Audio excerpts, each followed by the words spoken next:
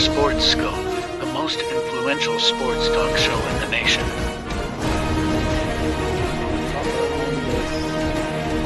What is today, the 19th? Stay tuned for updates and great sports content. Hello, everybody. Welcome to Sports Scope. I'm your host, Robert Butler, on this 13th day of June, Thursday. Celtics are one game away from winning their record-setting, I want to say 18th championship, will give them the most in the NBA. Going to talk about that with the Mad New Yorker. I tell you, folks, I cannot figure out that series. Trevor Lawrence, wow. And Vern Rankless, the great CBS SEC commentator, would say, wow. Signed.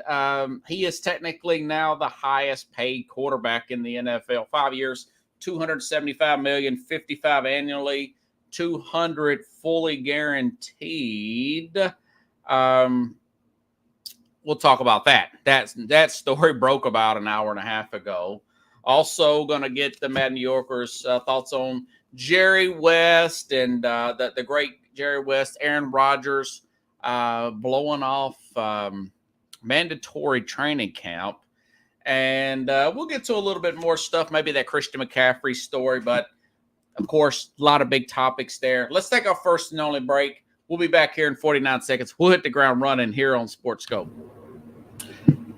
Hello, Sports Scope followers. The program has seen tremendous growth since going 5 days a week. I just wanted to thank everybody for your cash contributions and oops.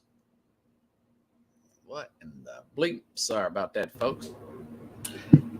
Hello, Sports Scope followers. The program has seen tremendous growth since going 5 days a week. I just wanted to thank everybody for your cash contributions and sharing the program with friends and families. Just a reminder, if you want to contribute to the program, go to the Cash App, the cash sign, and Sports Scope.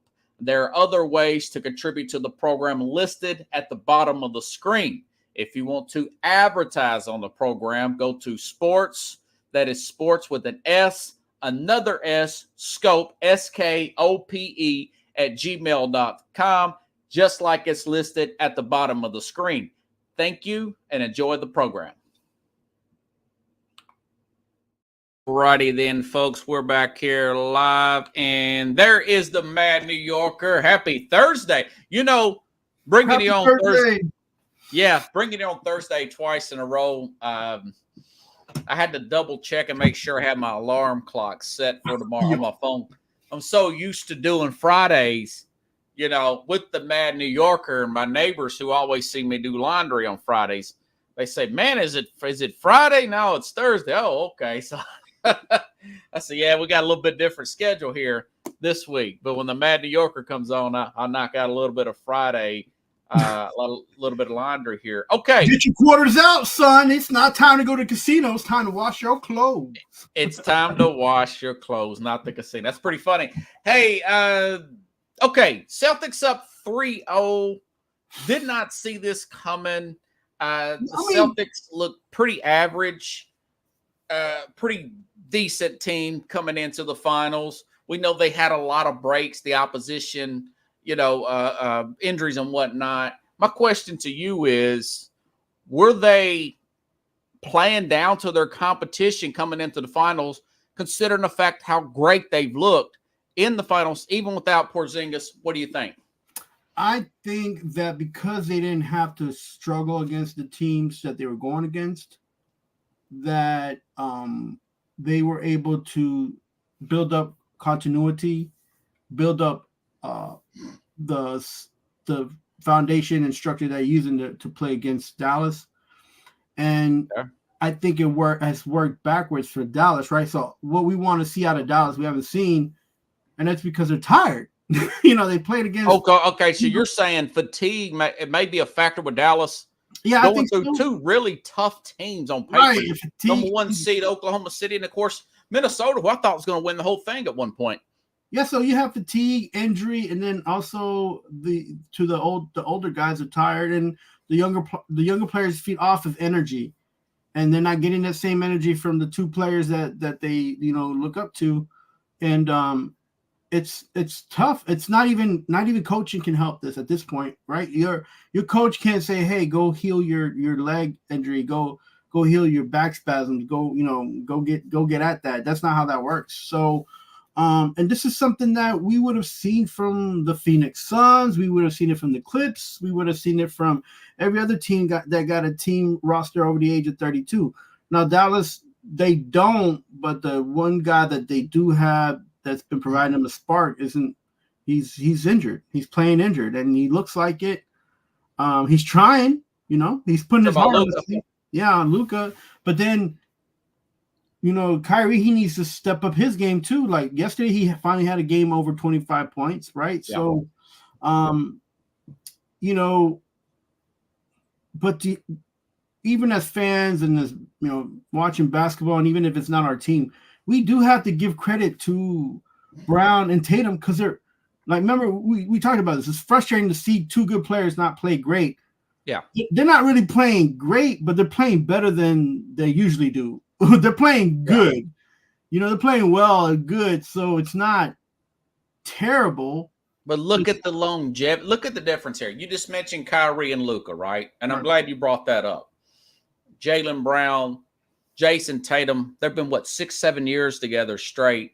If there's several points in that game last night, this whole series, but really last night, where you got Dallas Mavericks chasing the Celtics ball around like it's a laser with playing around with somebody's cat. You got a little laser pointer and the cat's chasing they're chasing it all over the place with their little paws, and boom, boom, boom, boom, bam. And then you got the emergence of Derek White. But we talked about this, I think, last week. That's what I'm talking about with the team basketball. Right. All that is just good homegrown chemistry, trust, and playing to your potential or better, right? You're taking advantage of the fact that the other team is lethargic and they're just really tired. Yes. And you don't even have to press the gas, right? Because the Celtics, they can play like they usually play or even mediocre, and they're still going to be 5 to 10 points up on the Mavs. The Mavs are playing catch up right now because of what's going on, and we called it though, right? We said that we want the Mavs to win, but Boston will probably win at the end. Well, I thought the other way around. I thought Boston would. I thought Mavs would win in 6, but about Boston, I like. Well, yeah. So we both said the Mavs in 6, but then we also said that if Boston wins, I mean that was what they're favored to win. Favorite, right? And does this kind of remind you of 2 years ago when Boston looked like the fatigued team in the finals against the Golden State Warriors, who's making Boston chase the ball around like a laser, like a cat in a laser beam? And that's somewhat because they're the more experienced now. It feels like, right? They've got that.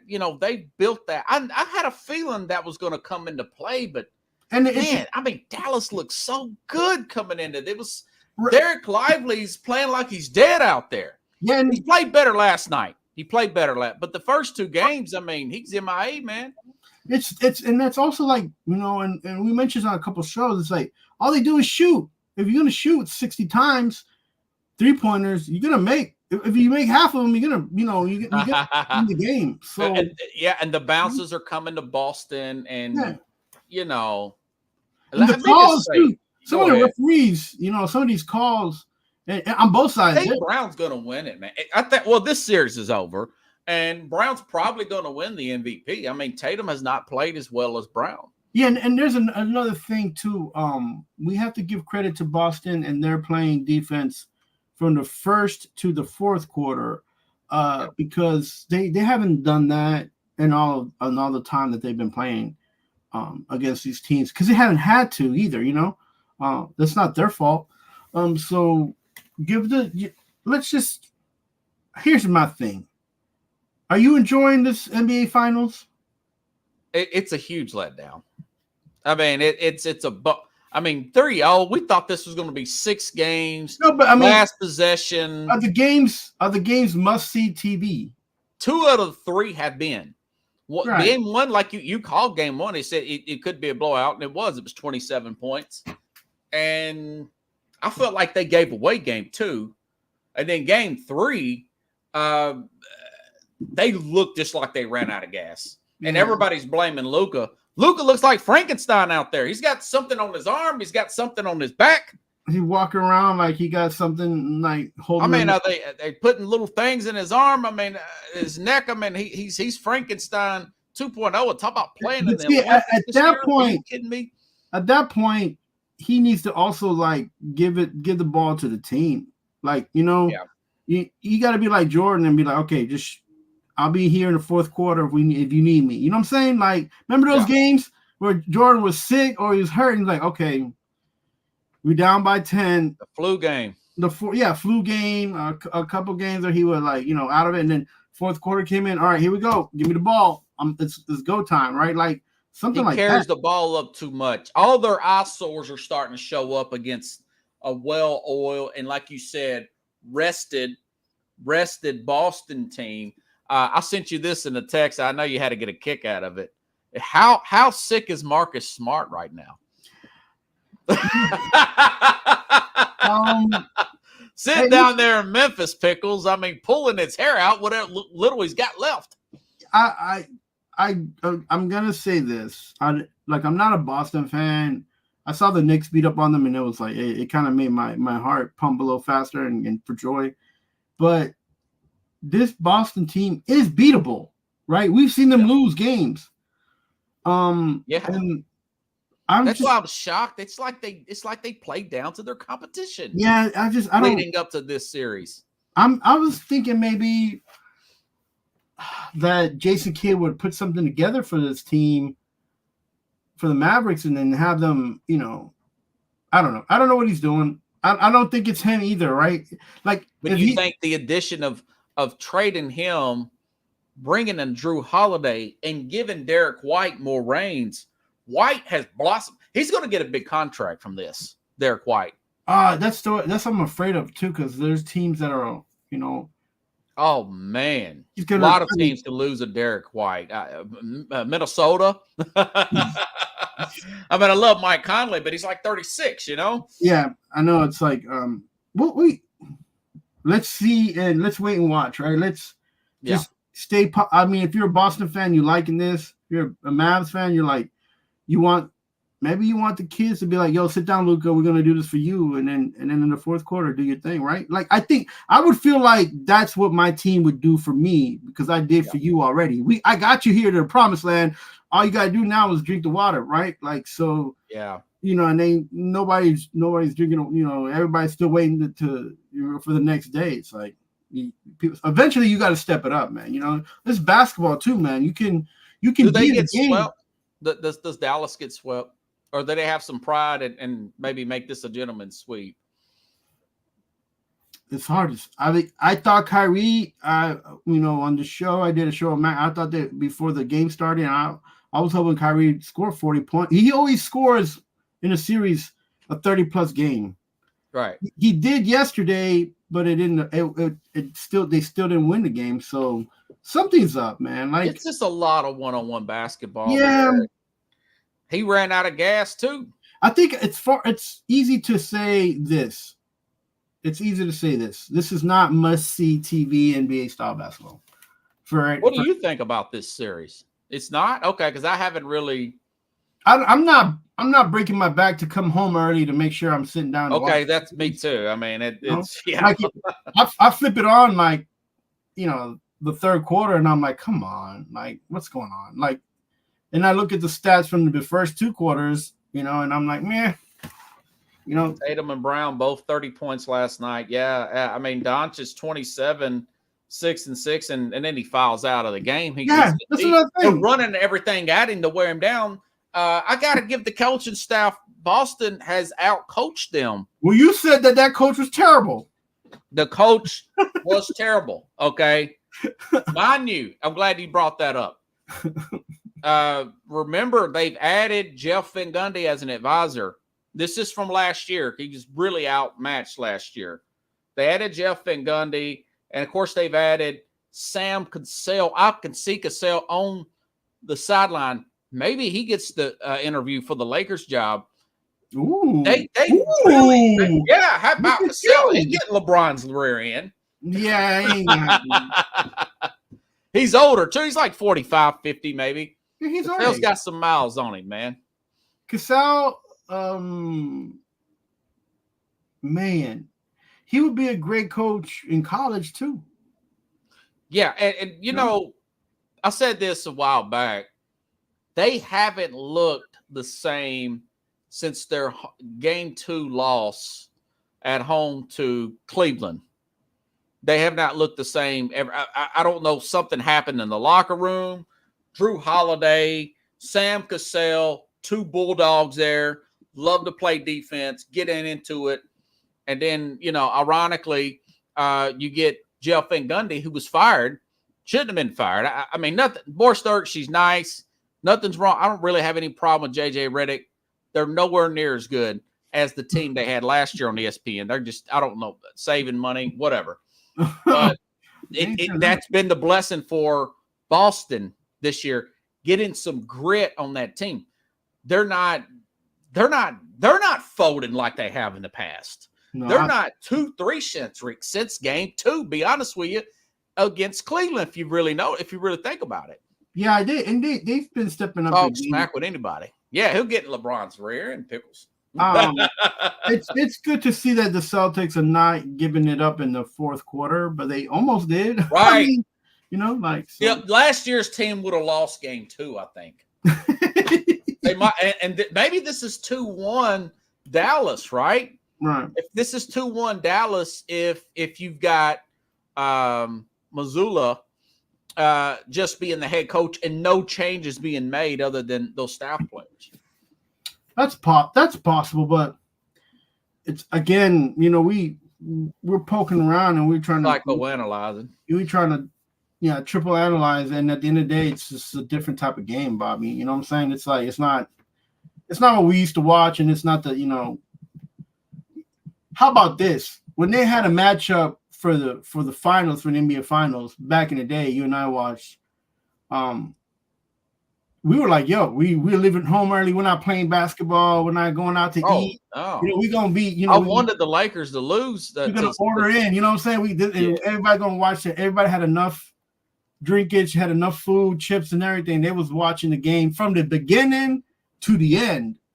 And you're not doing that with this type of basketball, man. I mean, it's tough. It's tough. So well, the semis have been a drag. Okay, I mean, who thought Dallas would beat Minnesota? Minnesota, they threw everything to beat Denver, and Dallas seems like they threw everything to beat Minnesota. And you're seeing in both of the previous series. And then Dallas has had a cakewalk, Boston has had a. But does this dominant victory over Dallas, does this make them look like one of the great teams of all time? You know, they won 67 games in the regular season. I'd put them on the bottom. Like I'd put them after 10. Like, you know, from all the championship teams. I know numbers wise, it would say that they're one of the greats, but we all know the real context of the games, though. Right, like. I would agree with you. I'm just throwing it out there, man, as a talk show host, brother. I'm just trying to think. They're not as good as that Laker team in 01, are they? With Shaq and Kobe, where they look at invincible practically. And you know what? I don't want to sound like a bitter person because my teams are not on that list. I would probably put them maybe under the Pistons that won that year. Wow. Maybe even a little bit lower than that. That Piston team. Well, they were coached by Larry. You talking about the 04 Pistons or the 89 Pistons? No, 04. Oh, yeah. Because they were coached by Larry Brown, and he is a great coach. The way they went out there and did everything together, like, and nobody was used to seeing that in 04, right? Mm-hmm. Because of after Jordan and this and that, like, you know, because these were like Rip Hamilton and Rasheed Wallace, and you had Chauncey Billups, and these were all guys that are like Tayshaun Prince Pickles. Tayshaun Prince, yeah. aside from those two first names that we mentioned, those were all like later draft picks. Those weren't guys that are coming out. Those are just hardworking dudes that made a name. I had to really get. Oh man, that's Boston would have home court against them if you put the records together. That's interesting. It might be close. I know Corey watches the program. He's a big Boston fan. Andre may be watching. He's a big Boston fan.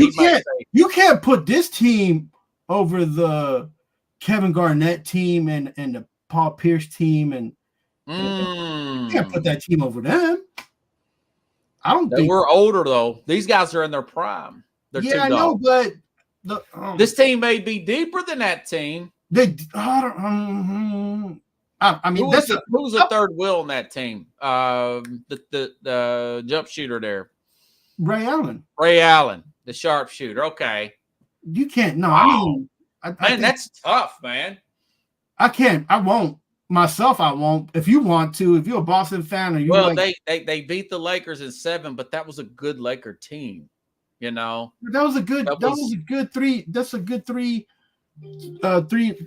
monster, man. Like that.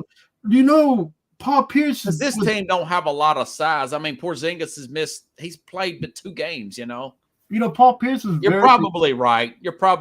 He's underrated, and he was already like on the passing his peak. He passed his prime. He was about to peak. Kevin Garnett was about to peak, and then Ray Allen still had gas left in the tank. Remember, they went Game 7 2 years later. They went Game 7 2 years later against the Lakers and lost because Kendrick Perkins got hurt. Mm-hmm. If you look at it from the fact that Horford's age and the age of their players, that's a good point. Yeah, I would probably take that 08 Celtic team over them. But numbers-wise, it's going to look... And they have Big Baby Davis too, right? Yeah, they had Big Baby Davis. I thought Big Baby was going to help them beat that Laker team in 10. I lost $50. Yeah, $100. 2 $50 bets.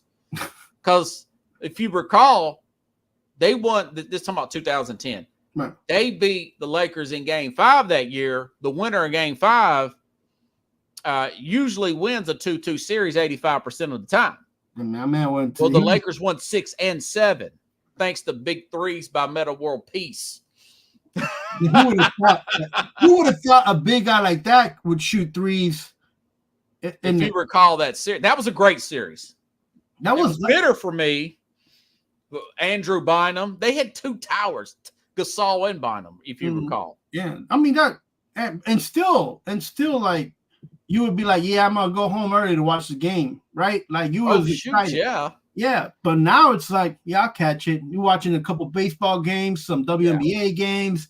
You know what? What was the best series that was it Minnesota Denver? That was 7 games. I think that might have been the best series. It peaked out, right? Playoff, yeah. And I think that to me that was the NBA championship right there. Because it was just going back and forth, right? Like, I still can't believe Denver blown that 20. Everybody keeps saying, everybody's like, well, why? You know, like, no, it was good. It was good. But then now you have this, and you're like, it should be better, right? The playoff game, the final game should be better than the playoff game. Yeah. Sometimes it happens that way. You know, I'll say this: I do think Boston should have beat Golden State a couple years ago.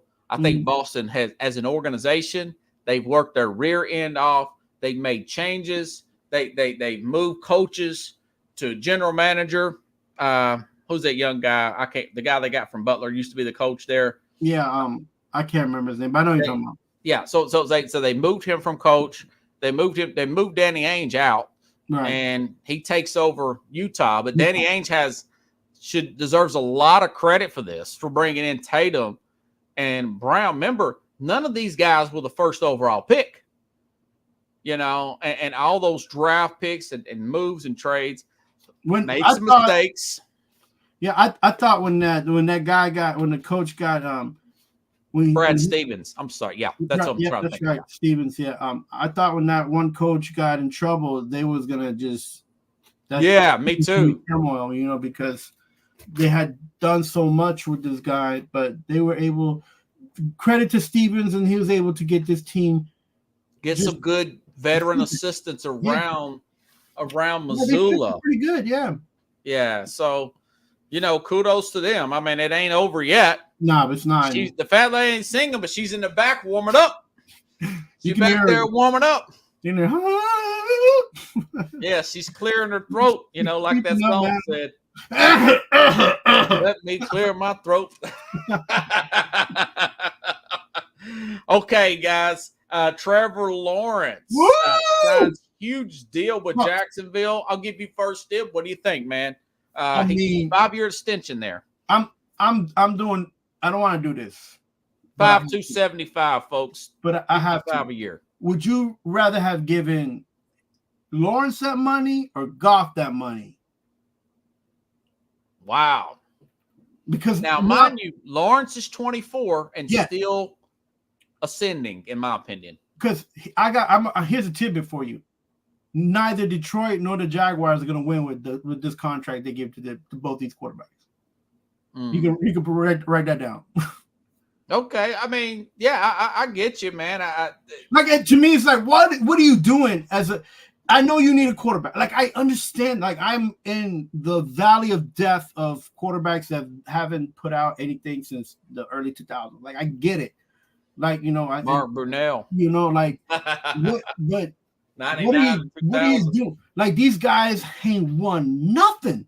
Now, they got stats, but a lot of players get stats. Tyrod Taylor got stats. Well, now Goff has been to Super Bowl and the NFC Championship game. Yeah, but he went on. Everybody knows that. And Lawrence has won playoff game last year, or year before last, and he's give him. He had some injuries last year, but I just looked at his stats here. He played all the way through those injuries. Okay, again, though, you give him the keys to the kingdom. So see, the thing is with these huge contracts and stats is that you handcuff your team, and then you can't get to the next level. Like, you have to have the quarterback, but would you have given Goff that kind of money? And he's older, but you giving this kid who's a little bit younger that money. The Jaguars got the better end of the deal than the Detroit Lions. Yeah, but again, these two teams who are on the up have just kept themselves mediocre by giving these two guys too much money that they can't being in the conferences that they will not be able to move up. Like during the football season, you got injuries, and then we talk about it. Oh, how many more players do they need to make to get over the hump? And you're like, oh, they need 5 or 6. But there's no cap space. Why? Because you got a quarterback you just signed and gave all his money to. You know what I'm saying? Well, there is a way. If you got a good general manager, and I think they've got a mediocre general manager, I really do. They remember they had the number 1 pick year before last, and they took this guy out of Georgia, and I can't even remember his name. There you go. But Detroit takes Aiden Hutchinson, who is all world and living up to the hype. Aiden Hutchinson should have been the number 1 overall pick. That being said, my only criticism of Lawrence is he's got to tweak his play. I've been saying this since he came in the league. He's 6'6", he's lanky. Okay. He's getting hurt a lot.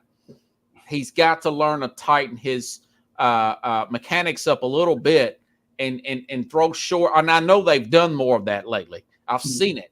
ETN is really having some big years here, and when I watch Lawrence play, I think, okay, Jacksonville can win every game they're in, include that where they've down 28 points year before last. And he just played through injury last year, but he's got to stop running. He's got to run less. He's got to check down more. I mean, I don't know if you heard Tom Brady was inducted into the New England Patriots Hall of Fame last night. And he just gave a great speech, and I'll probably talk about it one day next week.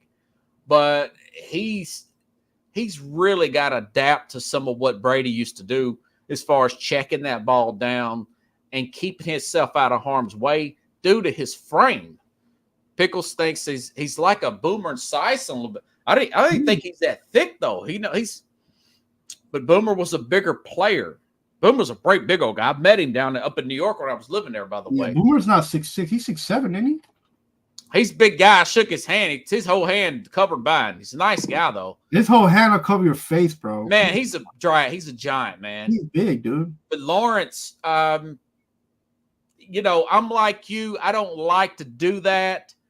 Pay the quarterback a fortune, but the Rams got away with it, And what they did was they deferred a lot of money to 1 year and had a flush year, which was last year, right? And they had $70 million dead money and made it the playoffs last year and probably should have beat Detroit. Okay. Yeah. So if you get that quarterback right and you air quote, pay the right players, a defensive tackle, a pass rusher, okay, a left tackle, a real left tackle that can hold down the fort, maybe one receiver, one big weapon. You don't have to, it could be a great tight end. That's why I was really hoping they could have got Brock Bowers or somebody like that, or your Giants, somebody. I'm hoping one of them two could have got Brock Bowers. I know Wallard retired, but something like that with the right coaching. You're right. Maybe Peterson's not that guy, but look who he had. And as much as I love Urban Meyer, he couldn't done a worse job that first year. I mean, he's sitting there hanging out at bars a Thursday night football game, staying over in Ohio with the teams flying back. I mean, he was a disaster, I think the kicker on that team ended up suing Urban Meyer for some crap, for something, some kind of verbal abuse or something. I don't know. But he was a disaster. And then you had last year, we had a good year, or year before last, and then last year, his injuries were the problem, and they fired their defensive coordinator. So it's been bumpy in Jacksonville, man. It's really been bumpy. I think if he had a better organization, if he had like a Sean Payton, if he was with that Denver team, I think he'd be more successful, even after only being in the league for 3 years. So it's not the best contract, but I'm not totally trashing the Jaguars today. If I'm a Jag fan, I know this. He's the right guy at the wrong place. And then at the right place at the wrong time. And then Goff is the wrong guy at the right place. So, I don't know if anything I said made any sense, but Lawrence is he's not the guy that I thought he was overhyped. I keep thinking, wasn't he in the league 5 or 6 years? No, he was the only player that really made it out of that 21 class. Zach Wilson was in that class. There were some other quarterbacks in that class that I can't even remember. But it wasn't good. Justin Fields, by the way, in that class. Even if he stood out as the best quarterback of that class, you going to give him that much money? Like, that don't mean nothing. Trey Lance was in that class. Kyle Pitts. All these guys have been underachievers. Waddle's been hurt, other than Penei Sewell from the right tackle from Detroit, obviously. Detroit's got a great GM, man. I mean, general manager is a big deal. If this doesn't work out with this coordinator, they'll move off Doug Peterson, and they'll try again in Jacksonville. Yeah, I'm not a big fan of Peterson, but they looked out coached in the Houston game. You remember that first game they played Houston? Houston beat the crap out of them down there. I mentioned last year when we talked, I thought he was too passive. Like, he's not in your face about stuff. And then, people get upset when he's not, when things don't go the way they want it to. So, I don't. Yeah. But if you're here in Nashville, you want the worst for him, I mean, as the Titans nation, you really have to worry about Houston more than anybody. They're going to be world beaters. Switching gears here. Actually, you know what? Quick take. What do you think about Aaron Rodgers missing mandatory mini camps, him being the quarterback now, and it being an unexcused absence by Robert Saleh? Yeah, where's he at? I mean, what you doing? Man, there was reports that that he was in another country at some event or something. What's he thinking, man? Well, I mean, he was ready to play football with still trying to recover from an injury, and now he has the opportunity on the field to show everybody that he's doing well, and he's not even here, and that's okay because you know what, he's older. He had made plans. You know, word on the street is he's made plans and he was going to miss this week, whether he was healthy or not. So, and if he's in another country, it's better that he's in another country not playing football than he's in another country doing something ridiculous and getting hurt, you know? So, do you think that this is going to be in January next year? 6 months from now, 7 months from now, we'll look back at this day when Saleh is fired and say, well, they're 9-8. And do you remember you gonna give him 9 games?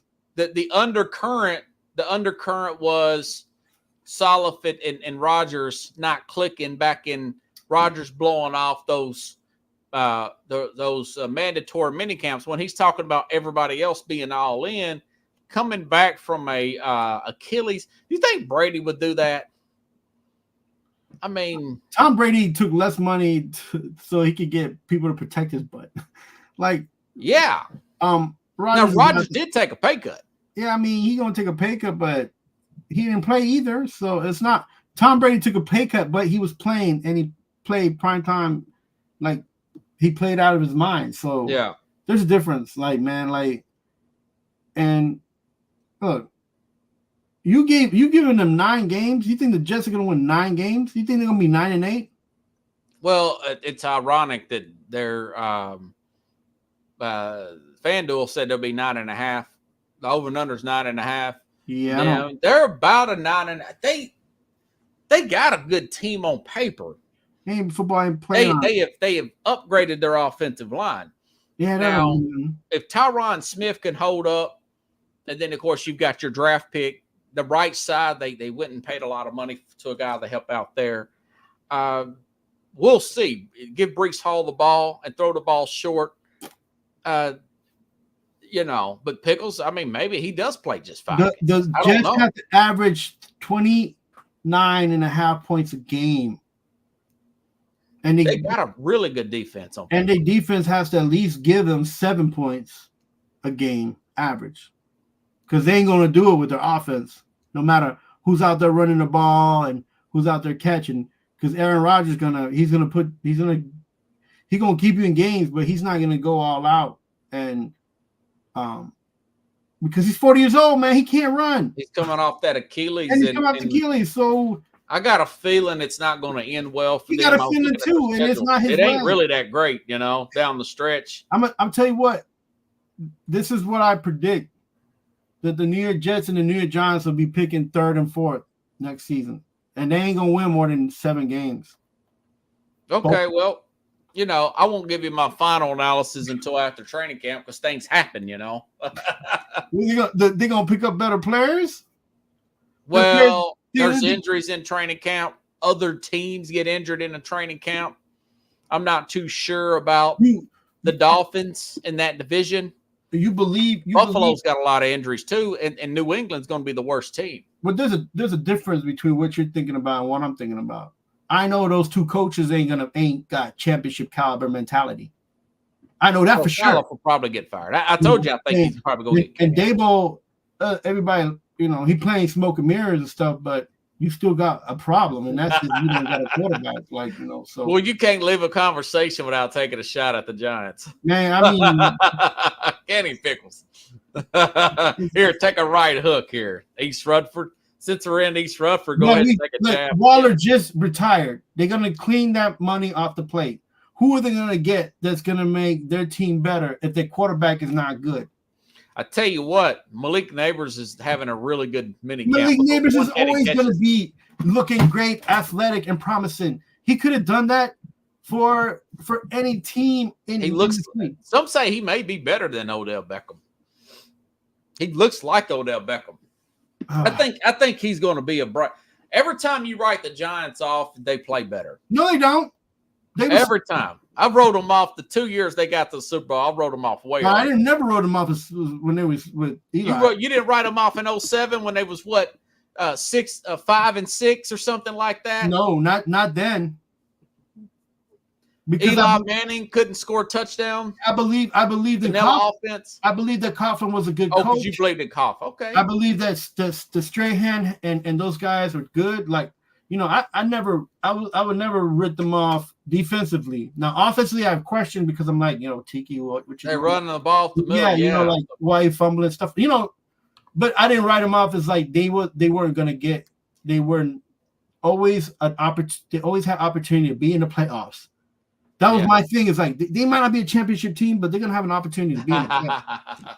Right. You know, Woodson. I was watching the Hard Knocks last year, and the owner there, Woody, I think his name is Woody Johnson. Woody Johnson, yes. Yeah, he's sitting there showing necklaces to the players and say, "What do y'all think about this?" And he's like wanting to be one of the guys, and you could tell he's kind of a kid himself. Well, he owned a football team, and he's a little bit knee jerk reaction type of guy. He seems like a nice guy. He just seems a little bit, I don't know, maybe eccentric, maybe, I don't know. Yeah, when you're a successful businessman like him and have billions of dollars, you can do all that, Robert. Well, he was Jerry Jones is the same way. Like, you know, when you want, you know, you're successful in the business and stuff like that. But this isn't a business, man. This is a sport. It's different. And you treat it like a business, so you're gonna get, you know, if you treat things differently, then you're gonna get different types of results. Like, you know, I like the owner of the Rams. He signs checks and he stays out of the way. That's the way you got to do it, man. That's why you hire people that know that got the know-how. He holds it down. He's not crazy. He don't make these knee-jerk reactions like the owner of the Colts there. You know, yeah, he is a trust fund. Yeah, he was born on third base, big time. I got to ask you, man, what's your thoughts about the great Jerry West? I got his book here, West on West, passed away. 86. You know, I didn't think he was that old, man. He looked good for his age, didn't he? Him and Pat Riley, man, they both look good for their age. Like, who are older men who have been in the player GM positions. Let me say something about thanks to Jerry West. Tennessee should thank him for helping the Memphis Grizzlies become relevant. Yes. For even executive of the year in 04. For keeping him there too. Like he was part of that team that convinced the NBA that they needed to stay in Tennessee. So you fans, I know you ain't got a championship yet, but Grizzly fans, man, just be grateful for what you got. That you still have the Grizzlies. This whole thing, this talk about Nashville, they not even in the top 5 to get an NBA team. Like, I don't understand what's going on. They want to put a team in Mexico City before they put a team in Nashville. I mean, golly, what is going on there? Nashville's growing so fast down here, dude. I'm like, but it's perfect for a sports city though. Like, if they put an NBA team, I'm going. If that would go. If they put a Major League Baseball team, I would go. Like, you know, I like the sounds in there. They good in there, bro. Yeah, but I'd love to get an American League like, team. Come on, you know? Like, I'm just surprised that the amount of businessmen, the amount of respectful people, the amount of entertainers that have put in so much money and have spent so much time and effort to get this city, the city of Nashville, like a team. For basketball and baseball, and they haven't gotten it. And these owners don't get it. Like, look, they didn't see what happened when they had the draft in Nashville. It was like, and now all the teams trying to do what Nashville did, and they can't. Yeah, I wish they would do away with their hockey team, but yeah, Jerry West is, you know, he put that 80s Lakers team together. He put Shaq and Kobe together. You know, I heard something yesterday. I had about 30-minute piece on him, or this morning I heard somebody, I think it was Colin Coward, mentioned the fact that he put Shaq and Kobe together in one summer, not like a week apart in '96. Remember, he had the trade. I didn't know it was like a week apart. I thought it was like, you know, June and whatever, but he had to trade to get Kobe there, trade Volley D-Ball. Yeah, but here's the thing though. And I read some books about that situation. His best friend was Kobe's agent. Tell him. Okay. right? So he was, and when Tellum was like, yo, Tellum, his Kobe's agent was like, yo, you got to check this guy out. 17 out of Philadelphia. And he was like, you got to check. Bryant's son. So what he did, what West did was Jerry West saw him practice in 2 days. He said the first day he didn't believe it. Right? He told Tellum, you got to get he looks phenomenal, whatever. I'll come back. I don't know about him. The next day he went in and he saw him, and it was like he played better than he did the first time he saw him. So he was like, Jerry West was like, he saw people like that play before. He saw Pistol Pete. He played with all other people, man. He saw a lot of these guys, and he of course, he saw something in him, and he's like, I want this kid. Like something's right about this kid. His mentality, his work ethic, whatever it was. And like Jerry West knows about basketball. He knows about people, and he's got it right most of the time. What has happened in Memphis, it didn't work out for him. But again, but they were a dumpster team, and he brought in Conley, Gasol. Well, before that, remember they had that player. Remember that they had that player who disappeared, who got killed, and that didn't help either in Memphis. No. I forget his name. But they went pretty far in the playoffs here. What was his name? Right? Jack, recall back to '96. I know you like myself. I was watching Shaq's free agency. I know he's going to get like $100 million or something. This was 28 years ago, right? Right. But I was for sure. They made a documentary, the Orlando 30 for 30 Magic. Everybody thought he was going to go back to Orlando. Yeah. But Jerry West was working. He's behind the scenes making things happen, man. Well, he invited Shaq to Los Angeles like 3 times, I think. And every time he invited Shaq, the money just kept going up and up and up. Yeah. But listen, when you want somebody and he's gonna pay dividends, it don't matter what you pay them. And that's what some of these GMs are trying to do with these quarterbacks. Like, let's sign them and maybe we'll get more fans or pay, That's not how that works. Well, I'd much rather pay a quarterback than a receiver.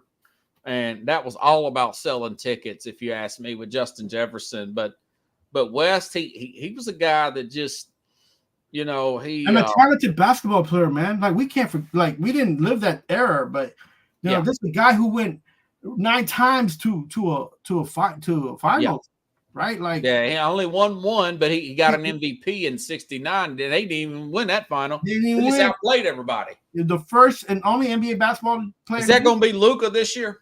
I don't think they'll give it to him. No, I'm just messing with you. It's going to go to Jaylen Brown. It's going to go to Brown. Hey, quick take here. Do you recall the Madden curse? Oh, Christian McCaffrey, dude, is going to be on the cover. I mean, they've already lost the Super Bowl. They got that working against them. Does McCaffrey being on the cover, does that just put even more of a stamp that the 49ers are not getting back to the Super Bowl? Hey, you got to add, and like I'm not saying I'm a believer of the Madden curse. I do believe that every time a players get an extension, they play worse that season anyway. Oh yeah. Plus, by the way, he got a 2-year extension too. So he not only cursed, if you believe in the curse, but I know he ain't gonna play right because he just got paid. So San Francisco, if y'all don't make the Super Bowl, I don't understand why you would be like questioning that at all. Like, man. Here's the thing about that, which when someone said he breaking thing. Hey, I'll tell you what. I brought this up yesterday. The 49ers drafted our guy out of Missouri we were talking about. He's undrafted. Cody Schrader. Oh, Schrader. Oh. Can you imagine this guy looking like a Terrell Davis out there, another guy undrafted that played under Mike Shanahan 25 years ago? Yeah, that's what, he's more likely to get playing time than McCaffrey seeing more than 4 games, man. And I tell you, you and Pickles, man. Yeah, and I tell you, throwing him under the bus and hitting the back up on him. Last year was great to see him stay in games, but he got smacked up so hard sometimes. I was like, why did he even come back for the second play? He's because a tough little dude. Yeah, he's tough, but perfect for him. it's you can only do that so many times, man. And Yeah. some of the bigger guys who've been on Madden, what's this guy's name from Baltimore who was a running back? He was. I don't. Not what was Ray Lewis. I don't think they had a. They didn't have they guy didn't have Ray Rice or no the UT player. He wasn't. They didn't on have Jamal Lewis on there. He wasn't on there. Okay, No. so but he did win the Super Bowl with them. They had Allstott. Allstott was on there and didn't come back and have a great season after Well, that. I know. I'll tell you who had bad seasons. Most of the running backs. Yeah. Yeah, because remember Eddie George? Terrible year. Yep. Marshall Faulk, terrible. Sean Alexander. I was talking about this yesterday, Pickles. One of the worst years. Madden curse big time. Yeah. Dante Culpepper. Now, he wasn't a running back, but just got every running back on there. It's like, dude, Peyton Hillis was the worst. He had a superstar year. And then that was it. A contract extension, covering Madden. I mean, he was worth a bleep there. He did come back and play for the Giants, but they didn't make the playoffs. And he saved the kid's life. Yeah, I mentioned that yesterday. And he almost died on the beach about a year ago or something, right? Yeah, because he didn't have cardiac arrest or something like he had. Well, I mean, he's a Madden curse, but it didn't curse him enough to kill him. So, I mean, I just. Christian McCaffrey's only 28. I mean, he might be okay, but I don't know about that. They have a stable of running backs. I think they still get to the playoffs. I just don't see them get back to the Super Bowl. Yeah, I don't see it. I was going to ask you that. Man. Do you really see them get back to the Super Bowl? Sean Alexander had to curse. Yeah. Yeah. Listen to this. The digital version of Barry Sanders was on 2002 weeks. Then he retired, so they reframed that year. Wow. 10-year guy. Yeah. That's right. That's right, Jeremy. Barry Sanders, 99 or 89 to 99. And those were 10 really cool years. Running around at PE. Did you guys kind of act like when y'all was playing like two-hand touch, like do the little turns in the ground, acting like you're Barry Sanders as a kid, Carlos? Yeah, I mean, I was mostly into basketball then. Yeah. I was into that cartoon show with Wayne Gretzky and Michael Jordan and Bo Jackson. I have a copy of it on PC. Nice. Yeah, I believe you, Jeremy. I believe you. And I just remember that there were petitions. A petition, folks, was put out for LaDainian Thomas not to be on, if you recall, Carlos, not to be on Madden. It got crazy there for a little while. Right around the time we were in college, man. But you know what's funny? I did not want no more Titans. Vince Young was on there. It's a total disaster. They should have never put him on there after his rookie. Wasn't John Randall on it? No, he was on another football game. No, you're thinking Techno Bowl. No, Bo Jackson wasn't on there. No, John Randall. Randall. I think he played with the Eagles, didn't he? No, the Vikings. Yeah, you do not want. The good thing about it is, Jeremy, I'm picking the Lions. I think Jamar Gibbs could potentially have an MVP level. Now I call him MVP level type of year. When the best line, him and here's another one for you guys, Bijan Robertson from Atlanta. Oh. They're both second-year players. Remember Chris Johnson in his second year? I mean, 2,000 plus yards, man. Chris Johnson, Titans. CJ 23. Yeah, I mean, you look at guys like him, Peterson, Barry Sanders. Second year came out. Second year's running backs take the bleep off. I really think that Ray Rice was a great player. You mentioned whatchamacallit just now. Le'Veon Bell. I could keep going, man. I really can. Yeah. Wide receivers, quarterbacks, and even if you think about it, even Marshall Faulk and Jerome Bettis. That was later on in their career. Yeah, like after the third and fourth year, they were a little bit better. And like Some guys take off the first year. They call it the sophomore slump. But most of the time, if you look at running backs, they really, because the game slows down for them, they don't get fatigue because they're used to the 16 or 17 game season. They used to get contract. Remember they didn't have the contract situation has been changing for the last 10, 15 years for them too. So he said, remember to Aaron, I think he broke his collarbone that year, if I'm not mistaken.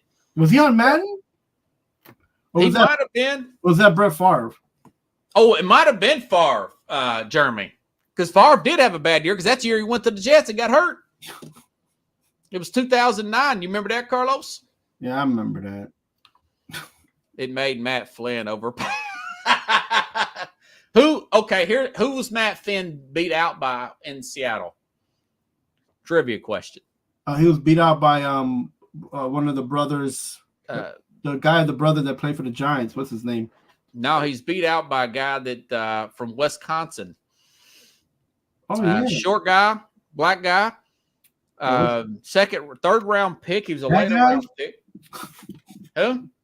Russell Wilson, man. Russell Wilson. I was gonna say that guy. Matt Flynn was given that contract because he had 6 touchdowns against Jeremy's Detroit Lions in a meaningless game at the very end of the season. I was thinking about somebody else. It was Rodgers' MVP year. It was after his MVP year. Russell Wilson, sure did. Yeah. I mean, Wilson, second year, and a lot of second-year quarterbacks, guys, go to the Super Bowl. That Wilson, Super Bowl second year. Brady, Ben Roethlisberger, Purdy, Brock Purdy, like I called it. They didn't win it. Dan Marino didn't. They didn't win it, but they did go. 2011. They went 15-1 one year. I think that was 2011, wasn't it? It might have been 2010. No, it might have been 2011. The year they won it, the Packers had a lot of injuries that year. I was really impressed. And then those guys, 13. 30. So it's Rodgers' fun player to watch. I just really disappointed in kind of how things have played out with the Jets, man. Are you really disappointed? I mean, he's not. It's just not like this is his midlife crisis, but he's speaker at the psychedelic conventions. You know I mean? Like, going on Tucker Carlson, RFK. He's really going off the kind of finding himself, And appreciate it, Pickles. Appreciate it. But Carlos, hopefully I'll see you back next week, maybe next Thursday, maybe Friday. You got anything going on next Friday? I'm just in we're the tail end of the school year. So because we're in the tail end of the school year, we got a lot of stuff going on. Even this week, my niece I got another niece. She graduated in Connecticut. We're gonna hook up in Connecticut tomorrow with the family. So straight up for shout out to my niece Sophia Lanson. Nice. The number 2 wrestler in Connecticut in the state in the tri-state area and for women's wrestling, and she's doing her thing. She's going to Indiana. So very proud. We're all proud of her. And, she's doing things and it's like, it's been busy, man. Family too, you know how I am with my family. So, it's a family affair. Yeah. So they all doing things. And even her brother's doing, they won rugby for his division. What's up, man? Yeah, man. So they doing, they everybody's doing big things. So, and I'm proud of them. They as much as they do the sport things, they're on top of their academics, and that's important. So, amen, amen. Yeah. But I'm gonna do a what the football coming up next week on Tuesday. So, good show there. Yeah. I tuned in. Yeah, I saw that, man. Yeah. All right. Let me know. I'll always chime in. Thanks, everybody. Thank you, Carlos. We'll probably do something Thursday because I may have some work coming on next Friday. Who knows? Sounds good. I've been kind of on call for that stuff. If that's the new thing that they call the ladies, man, do your thing, bro. Baby. See you, buddy. Thanks.